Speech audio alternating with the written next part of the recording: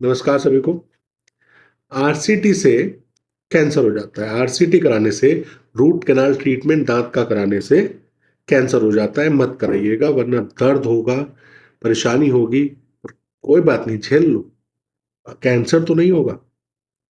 इस तरीके की मिथ, इस तरीके की गलतफहमी पाली जा रही है। लोग इन्फेक्शन पे इन्फेक्शन झेले जा रहे हैं, मुंह सूजे जा रहे हैं, राइट, बॉडी में परेशानी होती जा रही है, पर डर क्या है कि कैंसर हो जाएगा।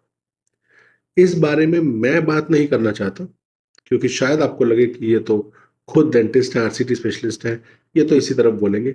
आप उनकी बात सुनिए जो कैंसर स्पेशलिस्ट हैं, जो सीनियर कैंसर स्पेशलिस्ट हैं, ऑन्कोलॉजिस्ट हैं, और उन्होंने ये वीडियो अपने पेज पे डाली इस मिथ को क्लियर करने के लिए। आप ये वीडियो देखें, सुने उनको ध्यान से, और फिर आखिर में आपसे बात करेंगे।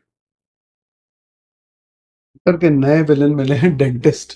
आजकल बोल रहे हैं रूट कैनाल और फिलिंग से कैंसर हो रहा है। पहला क्लेम ये है कि अंदर बैक्टीरिया ट्रैप हो जाते हैं, ऊपर से आप फिलिंग कर देते हो और वो बैक्टीरिया धीरे धीरे इन्फ्लेमेशन करते रहते हैं और उस इन्फ्लेमेशन से कैंसर होता है।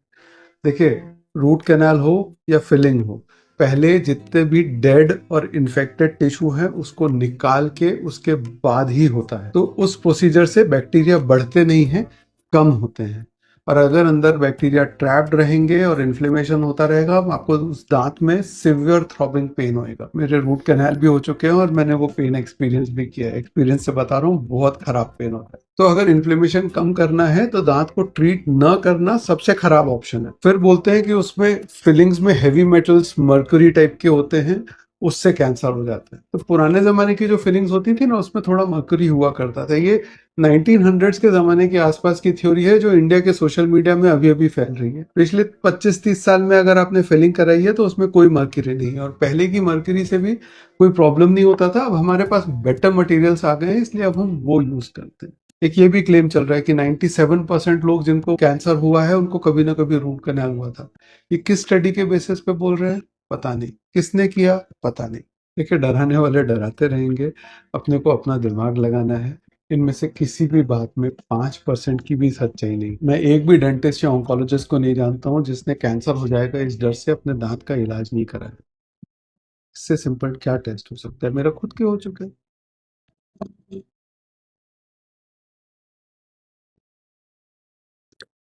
तो आपने डॉक्टर साहब को सुना, मुझे ज्यादा बोलने की जरूरत नहीं है।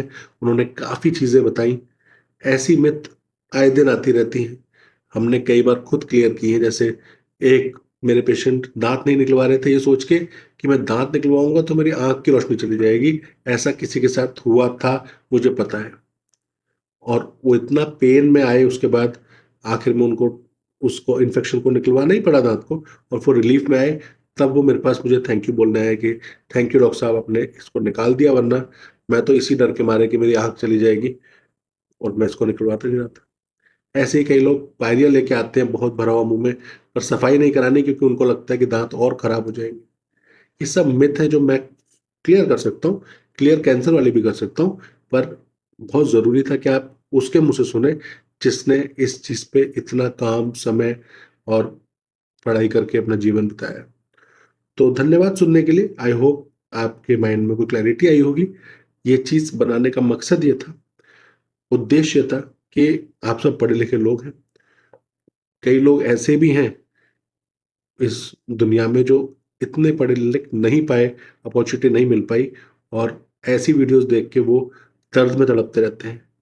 तो हमारा काम है, जब हमें कुछ चीज़ समझ आ रही है, हम ह्यूमंस, हम इंसान, हमारी प्रजाति इसीलिए आज ऊपर है दुनिया से, क्योंकि ऐसा नहीं है हम सबसे शक्तिशाली हैं, सबसे बड़े हैं, सबसे ब्रेन बड़े हैं हमारे, नहीं। हम एक दूसरे जनरेशन को बताते आए हैं, मदद करते आए हैं, बेहतर होते आए हैं। तो अगर हम गलत इन्फॉर्मेशन बताते जाएंगे तो गलतियां होती रहेंगी, और हम सही इन्फॉर्मेशन बताते जाएंगे कि ये चीज़ ठीक है, ये गलत, तो हमारी आने वाली पीढ़ियां भी सही चीज़ करती जाएंगी। बहुत बहुत शुक्रिया, आपका बहुत समय लिया मैंने, बट इसका मकसद यही था कि आप बेहतर हो, आपने वाली पीढ़ियां बेहतर हो, और कोई भी दर्द में ना रहे। धन्यवाद।